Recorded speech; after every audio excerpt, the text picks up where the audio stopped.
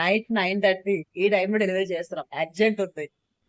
Customer ఇప్పటికిప్పుడు delivery కావాలన్నారు. So అందుకని చెప్పి ఈ టైం కూడా నేను ఉన్నాను. ఎందుకంటే కస్టమర్ సాటిస్ఫై చేయడం అనేది చాలా ఇంపార్టెంట్. రేపు మంచి రోజు కాదు, నాకు ఇప్పుడు డెలివరీ కావాలన్నారు. మీ ఆనందమే మా ఆనందం కాబట్టి ఏ టైం అయినా సరే డెలివరీ అనేది చేసేస్తున్నాం. టైం ఇంకా క్లియర్గా చూపిస్తున్నాను. నైట్ 9:30కి డెలివరీ అయితే స్టార్ట్ అవుతుంది. ప్యాకింగ్ అది చేసేసాము. కస్టమర్ వెళ్ళండి అపార్ట్మెంట్లోనే 5th ఫ్లోర్. 6 వెళ్ళవలసి వచ్చింది.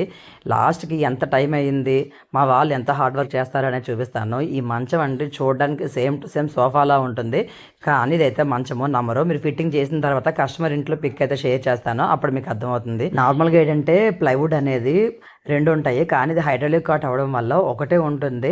ఒకటే ప్లైవుడ్. కస్టమర్ ఇల్లు మెట్లు చిన్నగా ఉన్నాయనేసి అన్నారు, తీసుకెళ్ళడానికి చాలా అంటే చాలా కష్టమైంది. సో అందుకని చెప్పి 6 వెళ్ళారు. చెప్పాను కదండి సేమ్ సోఫాలా ఉంటుంది మంచం అని చెప్పి. ఇదిగోండి ఇదే కస్టమర్ ఇంట్లో పిక్. మా వాళ్ళు వచ్చేసరికి ఏ టైం అయింది అనేది కూడా చూపిస్తాను. నైట్ 11:41 అయ్యింది. ఆ టైం అయిన తర్వాత డెలివరీ చేసిన తర్వాత వాళ్ళ ఇంటికి అనేది వెళ్ళారు. అంత డెడికేటెడ్గా ఉంటారు మా వాళ్ళు అయితే కనుక. ఇదిగోండి ఇది మా గ్రూపు, వాట్సాప్ గ్రూపు. 11:41 చూస్తున్నారు కదా, 23:41 అంటే 11:41. ఏదైనా సరే మన వాళ్ళు అనుకుంటే మనకోసం